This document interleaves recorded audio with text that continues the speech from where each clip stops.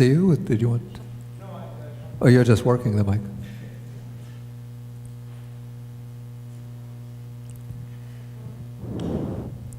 Hi, Bhante.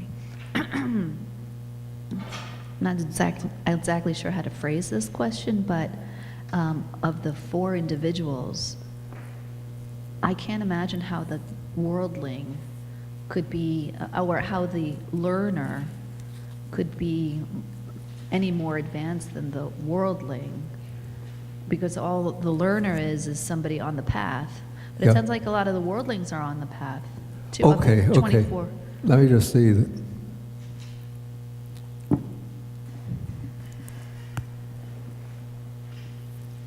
Of course, we'll come to the learner next week, but just in advance, what's meant by the learner here, or maybe a better rendering might be trainee, or seika. Technically, the word is seika.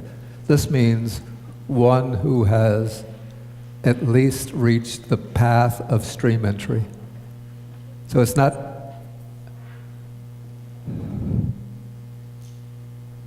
the word learner or trainee is not being used in a general sense of anybody who has undertaken the practice, but it means one whose practice has matured to the level of, we'll call it irreversible attainment. So who's definitely on the way to liberation, who can never fall back. But I'll explain it next week.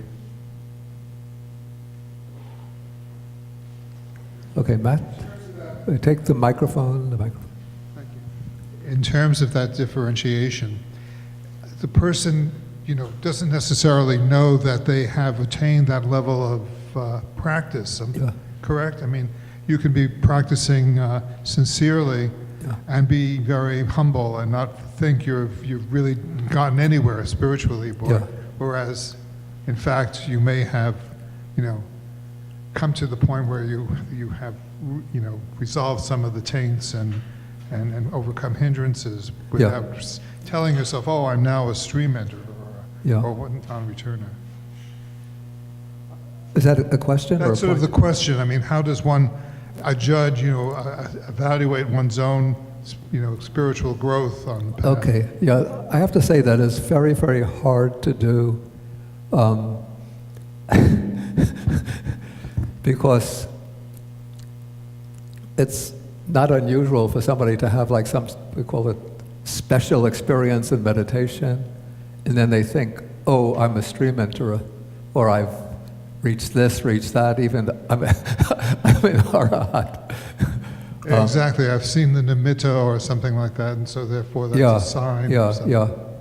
So it's very, very difficult. I don't know any fool-safe method, but generally one would, if available, consult with like an accomplished master. One doesn't know that he's reached attainment, but if he knows, the way the things work, then he'll be able to ask the right questions and then at least confirm that you may have really reached it. So it's important to have a teacher that you're I would say, communicating with. I wouldn't say that you can't undertake the practice unless you have a teacher, but I would say if one thinks one has reached some level of attainment or wants to get some evaluation of one's experience, then it's good to go to consult a knowledgeable person. But I've known people in Sri Lanka, maybe elsewhere, it's not unusual for somebody to have an experience that they take to be stream entry or higher, and then to go for, actually there's the classical case, actually that's mentioned in the Visuddhimagga. This is probably the best case that I could think of. See, there was a teacher, I don't remember his name, but he had a pupil whose name was Dhammadina. Now Dhammadina reached arhatship, and he also had the superpowers, and so he used his superpower. He was living someplace else, and he thought, I wonder what my teacher's attainment is. And his teacher thought he was an arhat, but he used his superpower, Dhammadina, to look into his teacher's mind, and he saw that his teacher had not reached anything. Maybe he had reached the well, he had reached the jhanas and also had superpowers, and he thought he was an arhat. So then Dhammadina thought, I have to help my teacher.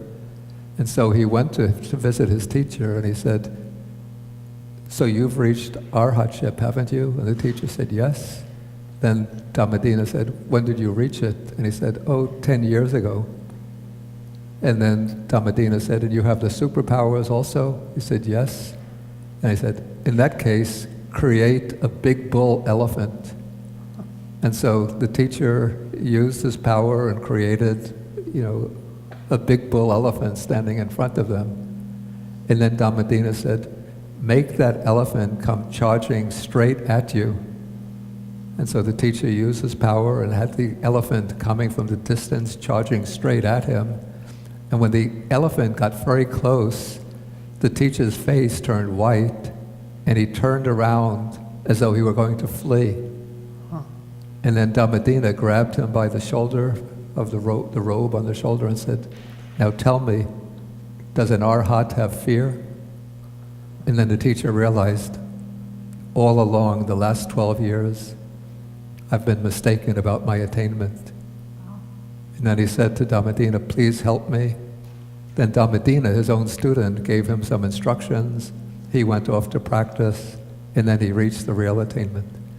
It just seems that you can attain the jhanic levels, but still if you haven't realized that this, if you take it as in delight in it, this is mine, this I have done, then you really haven't attained the thing. So you can really be a master of the jhanas, but still not be enlightened in a sense. Yeah, that's the case. That's the case. Yeah. And I have to say, I've known monks who think they've reached not the stage of non-returner, where the non-returner is supposed to have eliminated anger. And this particular monk I have in mind, if anybody questions his attainment of non-returnership, he gets very angry. Very angry. How can you challenge me? Who are you? But if you've reached that stage, you don't have any karma, so you can say whatever you like, right? So what? You can say whatever you like since you're not going to generate Yeah, but karma. you're not supposed to get angry.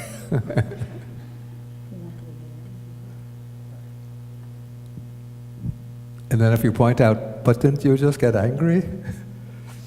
Then he'll get still more angry.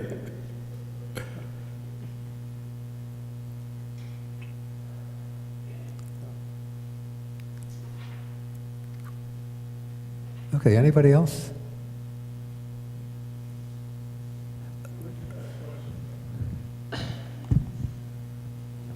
Is Mara supposed to have created the world? No, definitely that's not the case in Buddhism. Okay. No. All right. So, wait a minute. How did the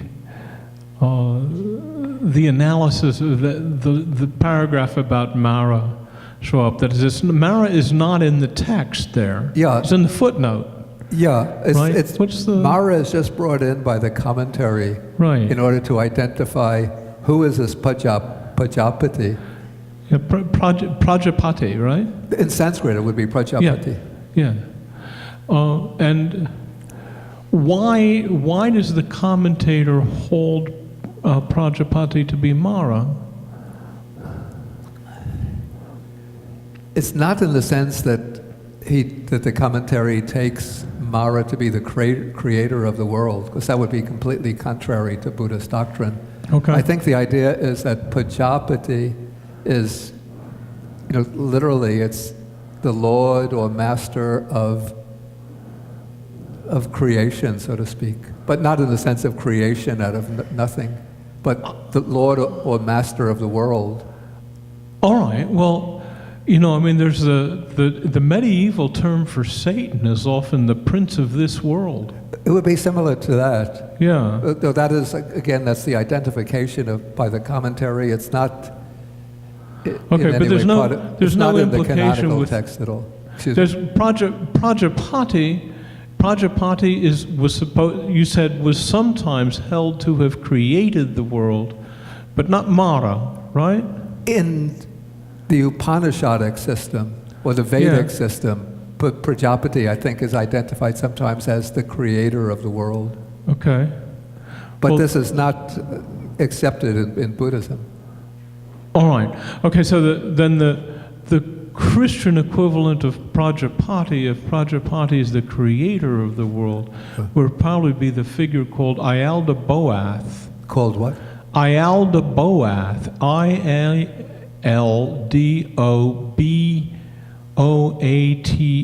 Ialdabaoth. I don't think I've ever heard of that. Okay, well, there are a number of Gnostic creation myths. Oh, so this is within Gnosticism, not in, That is before 381 BC. Different Christian or AD, different Christian groups held about 275 different texts to be holy, and all but 27 of them were declared heretical in 381. Right, and most of the people who had those books were often killed as heretics. Okay, but the thing is that there was a series in which, of creation myths in which Ialdabaoth was occupied the place of Prajapati, and was held to be evil intrinsically because the world was held to be evil. Is this the figure that they call the demiurge?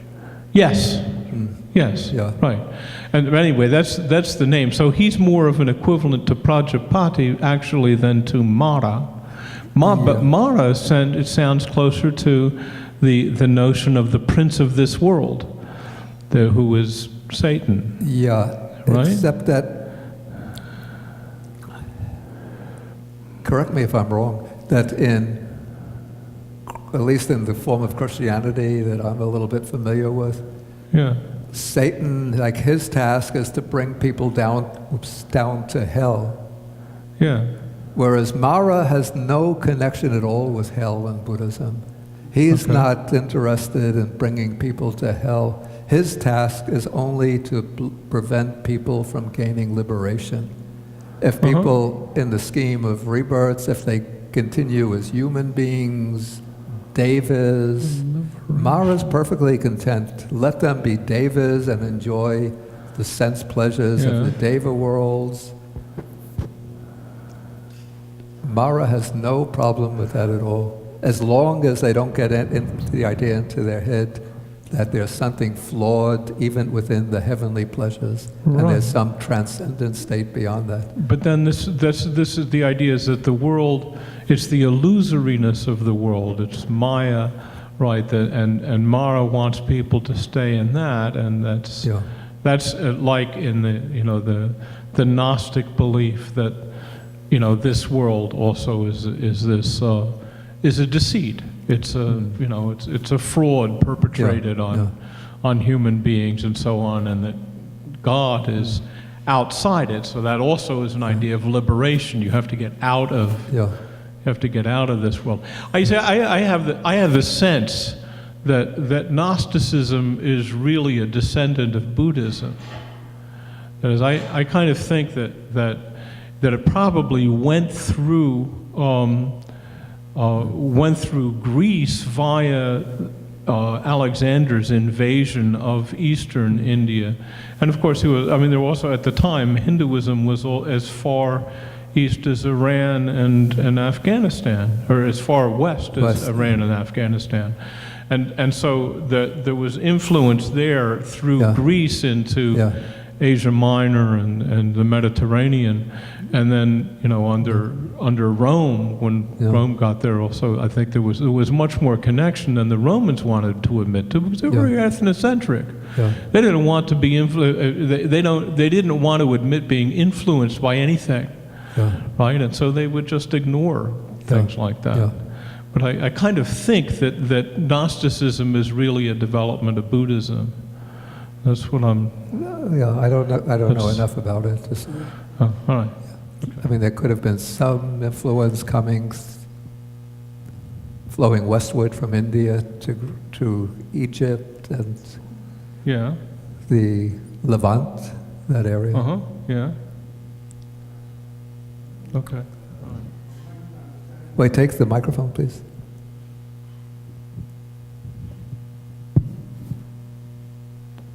My little understanding of Hinduism, Bhante, is that the God has three phases: the creator, the preserver, Yeah. creator Brahma, preserver Yeah. Vishnu, and Shiva, Yeah. the region. So where does Prajapati come into this? Okay, first, like, Because Brahma is, I thought, the creator. yeah, those three gods of, those are the three gods of, we call it established Hinduism.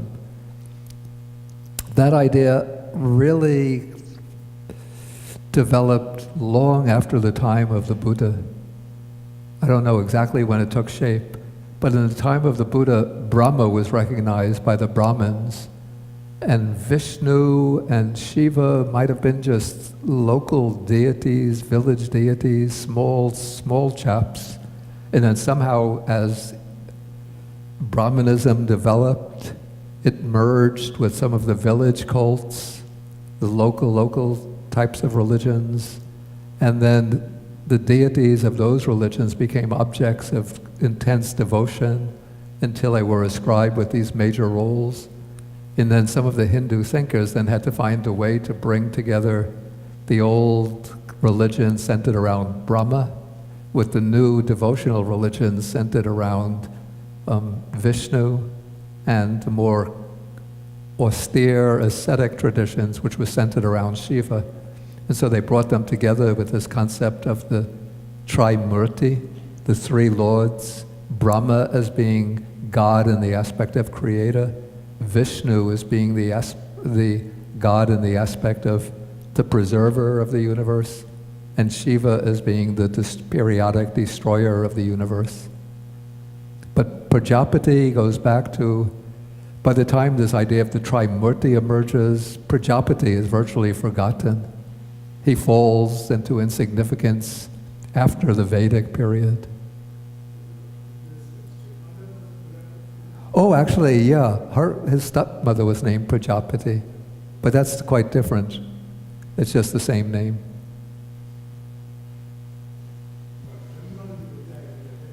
Yeah. May I ask a question, Bhante? Of course. Yeah, so with regard to, now when Buddha says about the worldling, he conceives himself apart from the earth element. Yeah. So like when a person starts actually meditating and maybe observing bodily sensations, Yeah. at a certain time, the bodily sensations kind of, the earth element separate out. Yeah. It's not me, mine, Yeah. but the observer, the other end, Yeah. there I exist. Yeah. So that even when you could have that same thing for the sensations, maybe even for perceptions, but this is still in the worldling domain, is that right? I didn't quite catch the last part. That person is still within the worldling's domain. He's still putujjana. Yeah. Even though practicing like that, even though the earth element, the body, Yeah. that person might not recognize with that. Yeah. As long as there's an observer remaining, Yeah, that is, I is would that say, still a worldling? this is what is the mark of the way the worldling's cognitive process. The distinctive mark is that he's positing himself as a kind of self or an I existing in relation to the object. Of course, when one is doing like vipassana meditation, observing mindfully, then one gets, say, one is contemplating the body. Usually we just live sort of immersed in identification with the body.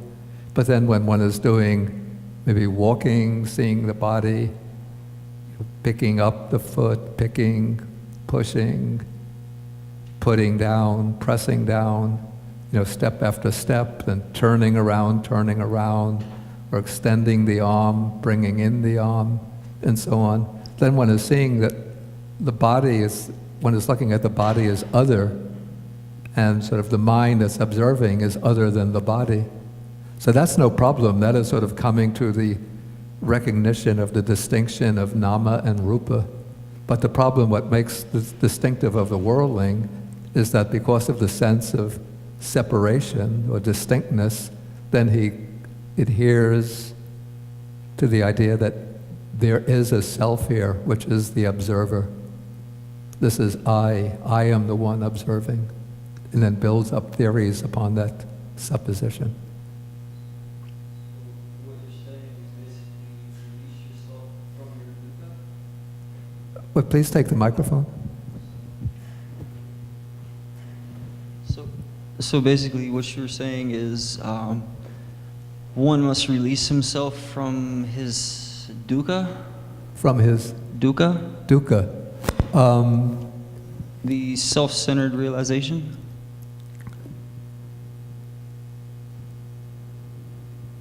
Yeah, okay, let us say that the aim of the practice is a non-identification with anything that arises in experience.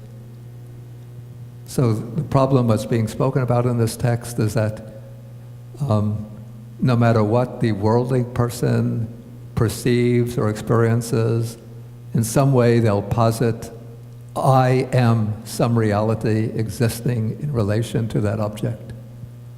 But sort of what has to be cut through is the identification with anything as being I am, that fundamental underlying sense of I am. Thank you. Somebody else?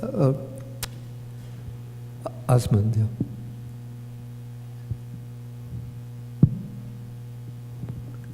So even after becoming a stream enterer, Yeah. there is still residue of I am. Yeah, I'm going to come to that next week, in the class Oh. next week, yeah.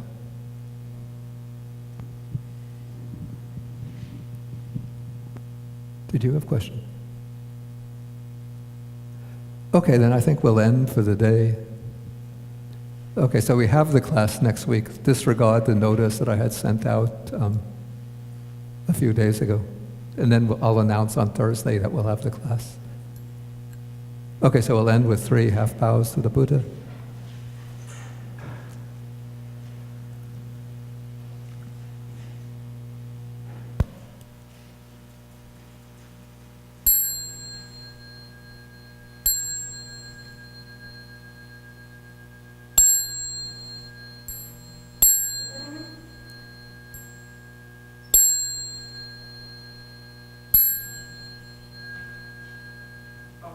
Okay. I want to mention also, maybe so you reserve spaces on your calendar,